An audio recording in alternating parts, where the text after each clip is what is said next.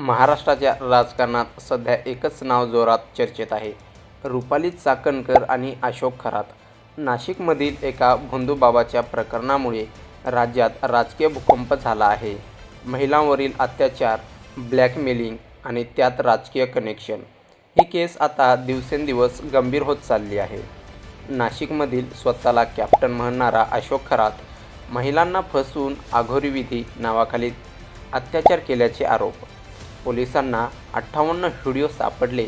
मोठा धक्का. अनेक महिलांनी तक्रारी दिल्या आणि काही प्रकरणात गर्भधारण आणि जबरदस्ती गर्भपाताचे आरोप देखील आहेत. म्हणजे हा फक्त एक व्यक्तीचा गुन्हा नाही, तर मोठं रॅकेट असण्याची शक्यता आहे. चाकणकर यांचं नाव या प्रकरणात जोडले गेले. खरातच्या ट्रस्टशी संबंध असल्याचे आरोप. काही फोटो आणि व्हिडिओ समोर आले.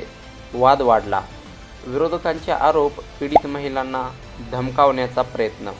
या सगळ्या दबावामुळे त्यांनी महिला आयोगच्या अध्यक्षपदाचा राजीनामा दिला. राष्ट्रवादी काँग्रेसमध्ये मोठी बैठक. चाकणकर यांना महिला प्रदेश अध्यक्षपदावरून हटवण्याची चर्चा.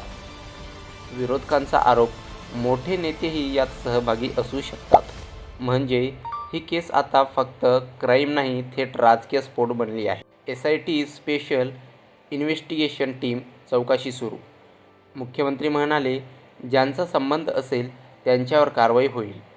म्हणजे पुढे अजून मोठे खुलासे होण्याची शक्यता.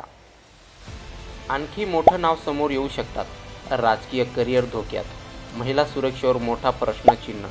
ही केस महाराष्ट्रातील एप्स्टीन केस म्हणून ओळखली जाऊ लागली आहे. ही बातमी इथे थांबणार नाही. पुढील काही दिवसांत मोठे खुलासे होणार आहेत. अशा धडाकेबाज अपडेटसाठी AR न्यूजला सबस्क्राईब करा.